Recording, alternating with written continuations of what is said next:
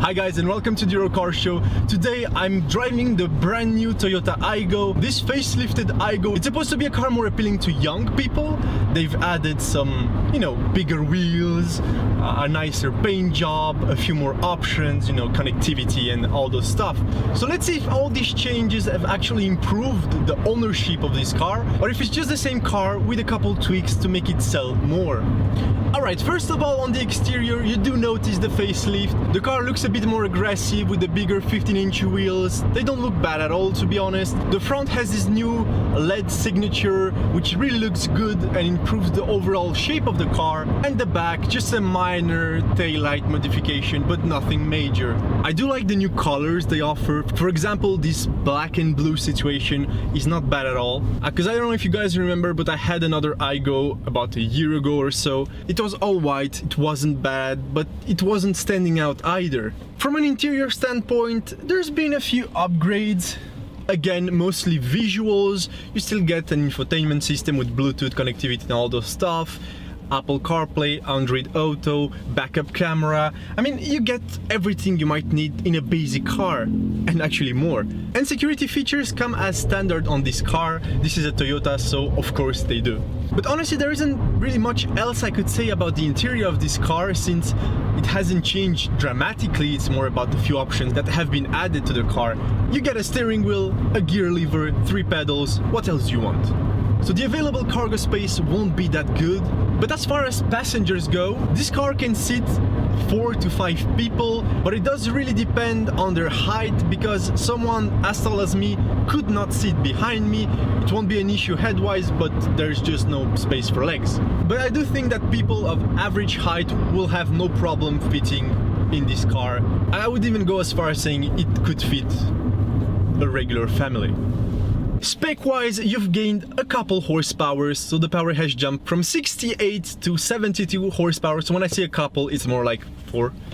I know that's not such a big improvement, but this is not about power, this is about economy, being small, being city car, and it does this pretty well, but we'll get to that in a second. This car is still equipped with the good old 1.0 3-cylinder petrol engine, and this particular model is mated with the 5-speed manual gearbox. You can also get it in automatic, although I'm not sure you'd want that because this car is very easy to drive. And when I say very easy, it's like probably the easiest car to drive that I've ever been inside of. Fuel consumption, this is not bad at all. I've been driving this car mostly in very dense traffic.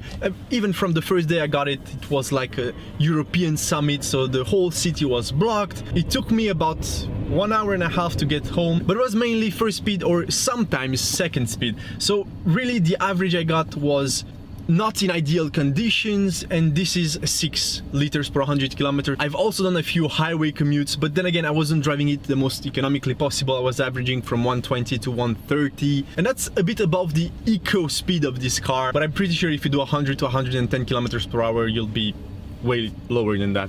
Because if I remember correctly, in the last one I got, the conditions were a bit more favorable and we were averaging around 4.5 if I'm not mistaken. You can always check that video out if you guys want. I'll leave a link in the description or somewhere. Okay, so what are my impressions on this car? Well, it's not that big of a change, although you can notice the tweaks to the suspension and maybe sound insulating somehow, because the previous version at 110 kilometers an hour you were going to die basically. It wasn't that comfortable at those speeds, and honestly it was way noisier than this one. I don't know what happened, maybe this is just a bit newer. Actually I got it with 800 kilometers on the clock, so it's a brand new car. The engine hasn't even broken in. So really I do notice those few changes, but to be honest with you guys, it doesn't make that much of a difference. So if you have the previous generation, like 2016, 2017, 2018, is it worth the upgrade? I honestly don't think so. Basically what you get here extra is different choices when you buy the car with paint job and more aesthetic stuff. But when it comes to pure mechanical or even like useful options, I don't really see much of a difference. Is it a good daily driver?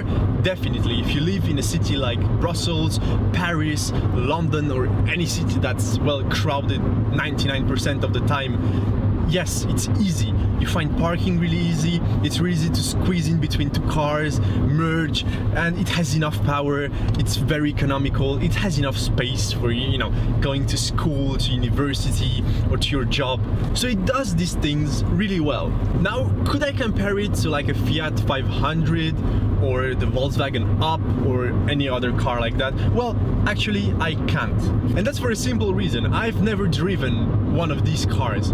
I've been driven in a Fiat 500, but for the rest, honestly, I have no clue. So if I get the chance to drive these cars, I even forgot like the Renault Twingo or the Peugeot 108, I think it's the 108. Anyways, if I get the chance to drive these cars, I'll come back to the AYGO, which will be my reference when it comes to very small city getabouts, and I'll give you my updated impressions.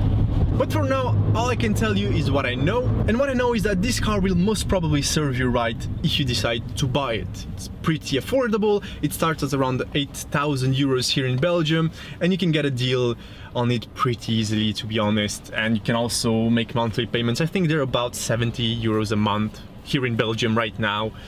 I'm sure you can negotiate on that, negotiate on options, and get it for a bit cheaper, or well, more options for the same price. Anyways, I think it's a decent deal, although there's other cars you could consider as well. But for now, I'll leave you with that, and I do hope you enjoyed this review. I hope it was useful for you guys and you learned something. As for me, I'm Gabriel, and it was a real pleasure to talk to you guys today.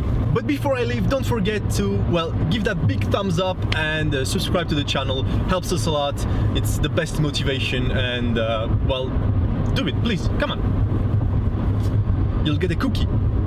Very good, homemade. I'll see you next time. Bye bye.